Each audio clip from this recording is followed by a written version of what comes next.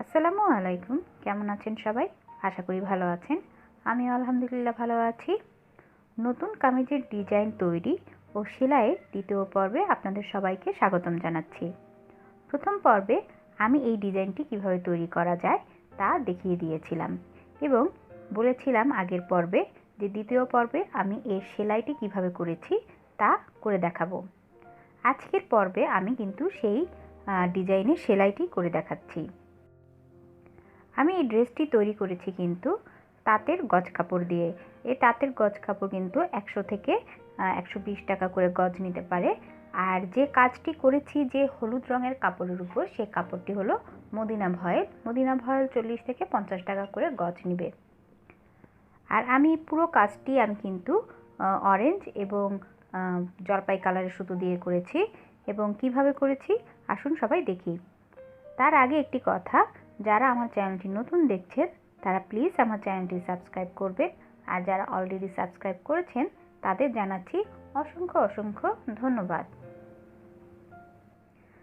আমি এখানে আগের পর্বে কিন্তু এই ডিজাইনটি কিভাবে তৈরি করেছি তা কিন্তু এঁকে দেখিয়েছিলাম। এখন এই ডিজাইনটি আমি কাপড়ের উপর ফ্রি হ্যান্ডে কিন্তু এঁকে নিয়েছি। আপনারা কার্বন পেপারের সাহায্যে কিন্তু এঁকে নিতে পারেন, অথবা কাপড়টা যেহেতু পাতলা এটা কিন্তু ডিজাইনের উপর রাখলে কিন্তু ফ্রি হ্যান্ডে আঁকা যায়।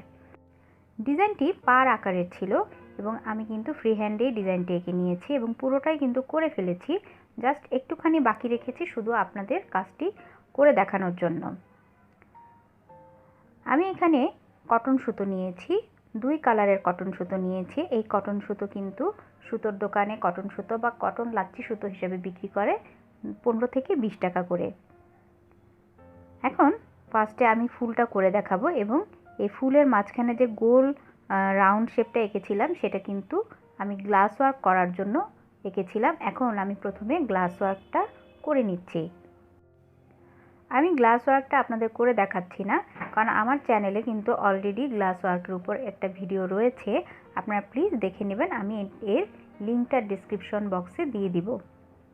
আপনারা এখানে গ্লাস ওয়ার্কের বদলে আপনারা কিন্তু ডলারও বসাতে পারেন, এটা আপনাদের একেবারেই নিজস্ব ইচ্ছা। আর গ্লাস কিন্তু আপনারা সুতোর দোকানে কিনতে পাবেন, পিস হিসাবে বিক্রি করে। কোনো কোনো সুতোর দোকানে 1 টাকা থেকে 1.5 টাকা করে পিস হিসাবে বিক্রি করে।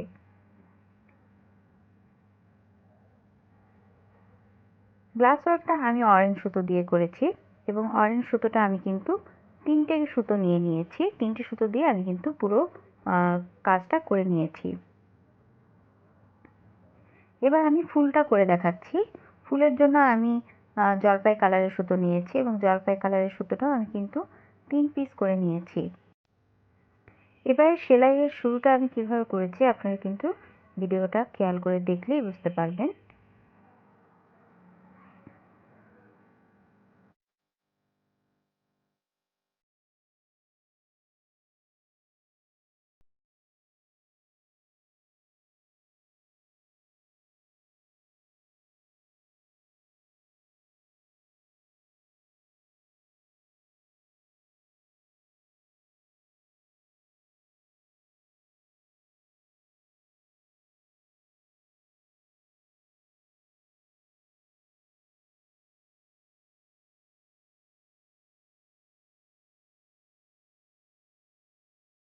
আপনারা হয়তো দেখে বুঝতে পারছেন আমি কিভাবে সেলাইটা করছি এবং কিভাবে সুইটা উঠাচ্ছি এবং কিভাবে সুতাটা ঘুরিয়ে আমি সেলাইটা করে নিচ্ছি।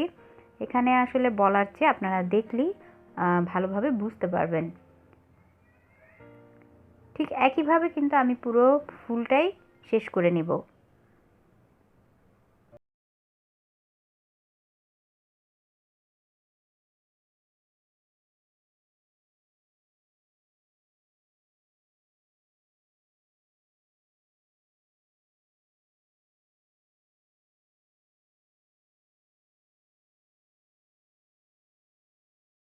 আমার নিচের অংশের 3টা পাপড়ি করা হয়ে গিয়েছে।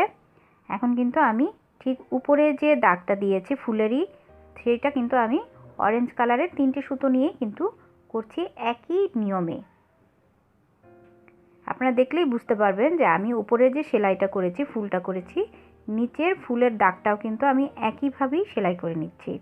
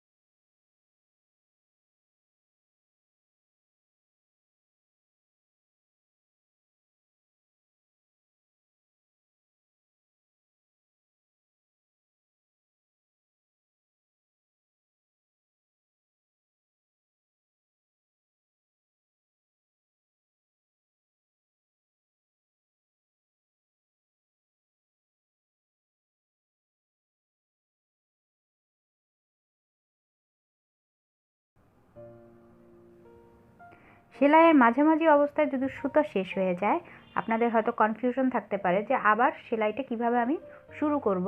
তাই আমি কিন্তু আবারও শুরুটা দেখিয়ে দিচ্ছি।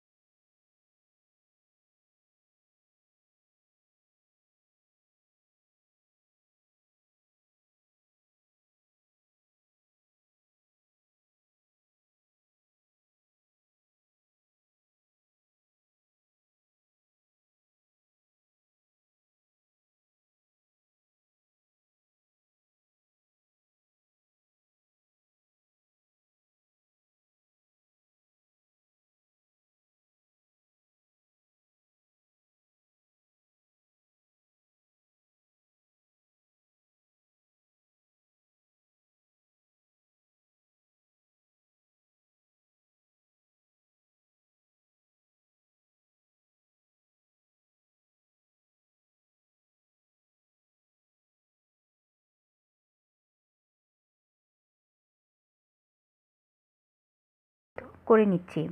আমার পুরো ডালটা করা হয়ে গিয়েছে, সুতো রয়েছে তাই আমি সুতোটা কাটছি না। এখন আমি পাতাটা করছি। পাতাও আমি কিন্তু ফুল যেভাবে করেছি, পাতাও আমি সেম নিয়মেই কিন্তু করব।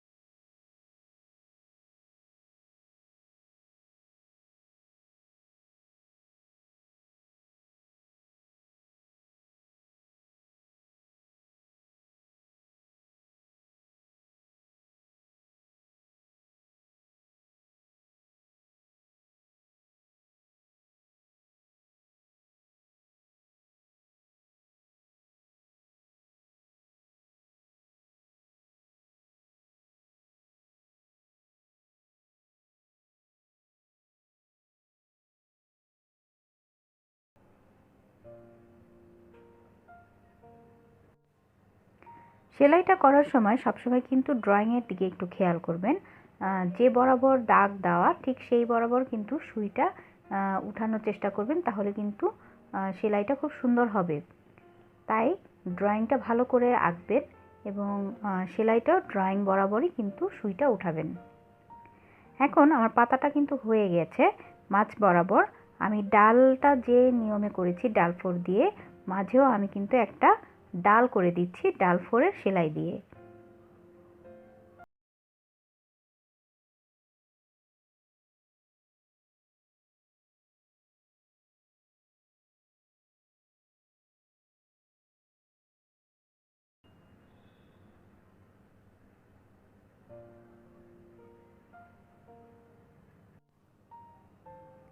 মাঝখানে আমার কিন্তু ডাল ফোর করা হয়ে গিয়েছে। ঠিক একই নিয়মে আমি কিন্তু নিচের পাতাটাও করে নিচ্ছি। নিচের পাতাটা আমার করা হয়ে গেল। এখন আমি সাইডের এই সেলাইটা করে দেখাচ্ছি। এই সাইডের সেলাই করার জন্য আমার কিন্তু ফ্রেমটা খুলে নিতে হবে, এটা ফ্রেমে করা যাবে না। এখন আমি কিন্তু সোজা সেলাই দিয়ে নিচ্ছি। সোজা সেলাই বলতে যেটা কাঁথা স্টিচ বলে, কাঁথা সেলাই করার যে সোজা স্টিচটা সেটা করে নেব। সেলাইটা যখন আপনারা ফোরটা উঠাবেন তখন কিন্তু ডিস্টেন্সটা একই রাখবেন, মানে মাঝে যেন 1 সেন্টিমিটার থাকে বা তার থেকে একটু কমও থাকলে একই মাপ রেখে কিন্তু সুইটা তুলবেন। একটু বড় বড় করে সেলাইটা দিবেন, এই সেলাইয়ের জন্য একটু বড় বড় করে কিন্তু সেলাইটা প্রয়োজন।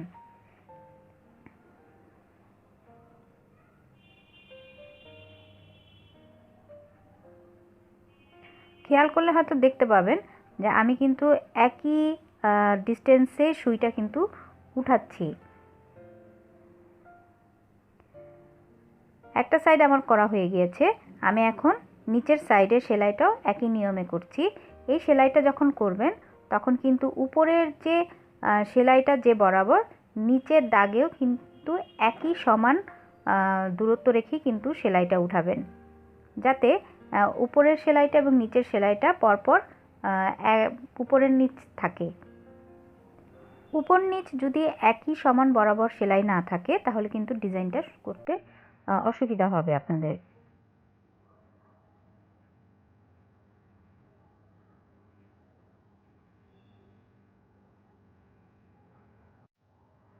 দুটো লাইনই আমার করা হয়ে গিয়েছে।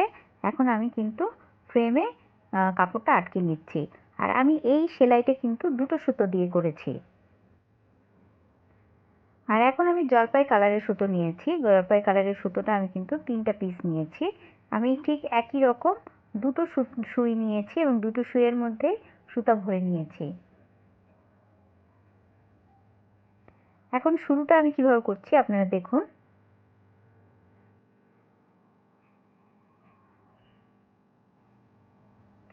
সুইটা আমি কিন্তু অরেঞ্জ কালারের সুতোর ভিতর থেকে তুলে নিচ্ছি।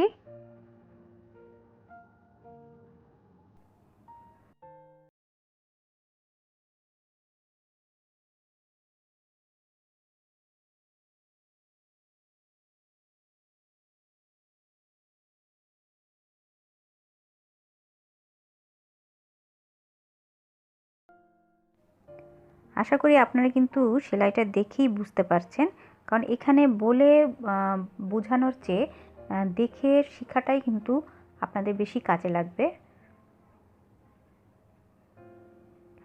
এখানে আমি কিন্তু একটা সেলাই বাদে আরেকটা সেলাইয়ের মধ্যে কিন্তু তুলেছি, একটা বাদে একটা, নিচেরটাও কিন্তু একটা বাদে একটা সেলাইয়ের মধ্যে থেকেই কিন্তু সুতাগুলো টানছি। এতে কিন্তু জিগজ্যাগ আকারে মানে ত্রিভুজ আকারের ডিজাইনটি হয়ে গিয়েছে। একটা সুতা আমার সেলাই শেষ। আমি এখন কিন্তু আরেকটা সুতো যে রেডি করে রেখেছিলাম যে সুইয়ের মধ্যে, সেটা দিয়ে কিন্তু কাজ করছি।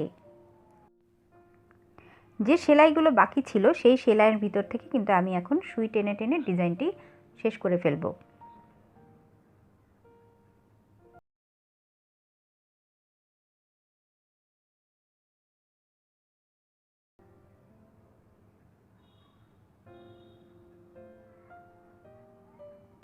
এই সেলাইটি করার সময় সুতাটা কিন্তু বেশি জোরে টানবেন না, একটু হালকা হালকা বা ঢিলা রেখেই কিন্তু সেলাইটা করবেন। জোরে টান দিতে গেলে কিন্তু ডিজাইনটি হবে না।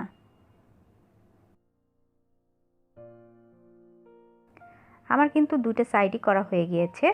এখন আমি ওই যে বুকের ইয়োগটা যেভাবে পাড় আকারে কেটে লাগিয়েছিলাম, কমলা সুতো দিয়ে যেভাবে সেলাই করে লাগিয়েছি, সেভাবে পাড় কেটে মানে কাপড়টা কেটে পাড়ের আকারে ভাঁজ করে নিয়ে তারপর কিন্তু সেলাই করব। আমি কিন্তু ভাঁজ করে একটু আয়রন করে নিয়েছি যাতে সুন্দর করে বসে যায়। এখন একটা পিন দিয়ে আমি কাপড়ের সাথে পাড়টা ভালো করে আটকে নিচ্ছি সেলাইয়ের সুবিধার জন্য। এখন অরেঞ্জ কালারের দুটো পিস সুতা নিয়েছি, নিয়ে আমি কিভাবে কাপড়টা আটকাচ্ছি আপনাদের দেখাচ্ছি।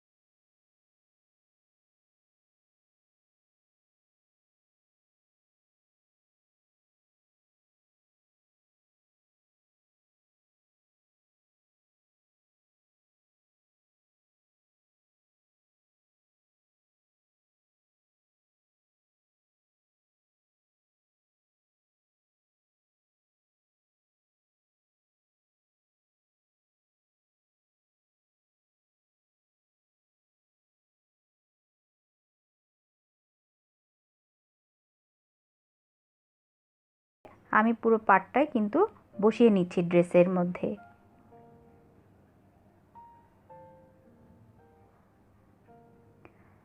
আমার পুরো পাটটাই কিন্তু বসানো হয়ে গিয়েছে। আপনারা খেয়াল করছেন যে পুরো অরেঞ্জ সুতো দিয়ে কিন্তু আমি পুরো পাটটাই কিন্তু ড্রেসের মধ্যে বসিয়ে নিয়েছি। যেভাবে বুকের ইয়োগটা আমি বসিয়েছি ঠিক সেভাবে নিচের পাটটাও কিন্তু বসিয়ে নিয়েছি এবং একটু আয়রন করে নিয়েছি। আর হাতার ডিজাইনটা আপনারা দেখলেই বুঝতে পারবেন, খুব সিম্পলভাবে আমি হাতার ডিজাইনটা করেছি। হাতার ডিজাইনটা করেছি নিচে এই যে সবুজ কালারের সুতো দিয়ে যেভাবে আমি ডিজাইনটা করেছি ঠিক সেভাবে কিন্তু মাঝে করেছি, আর সাইডে অরেঞ্জ কালার সুতো দিয়ে খালি কাপড়টা আটকে নিয়েছি। খুব সিম্পলভাবে শেষ করার জন্যই আমি কিন্তু এই কাজটি করেছি। আপনারা চাইলে ফুলও করতে পারেন। আশা করি আমার এই কাজটি আপনারা বুঝতে পেরেছেন। যদি বুঝতে অসুবিধা হয় তাহলে প্লিজ একটু কষ্ট করে আবার ভিডিওটি দেখবেন মনোযোগ সহকারে, তাহলে কিন্তু এভাবেই কাজ আপনারা করে নিতে পারবেন বাসায়। আজকের কাজটি আপনাদের কেমন লেগেছে তা কিন্তু কমেন্ট সেকশনে আমাকে জানাবেন। আশা করি ভালো লাগবে। যদি ভালো লেগে থাকে তাহলে প্লিজ একটা লাইক দিবেন আর সাবস্ক্রাইব করবেন আমার চ্যানেলটি। পাশে থাকা বেল আইকনটি ক্লিক করে রাখবেন নতুন নতুন ভিডিওর আপডেট পাওয়ার জন্য। আজ তাহলে এই পর্যন্ত। সবাই ভালো থাকবেন, সুস্থ থাকবেন। আল্লাহ হাফেজ।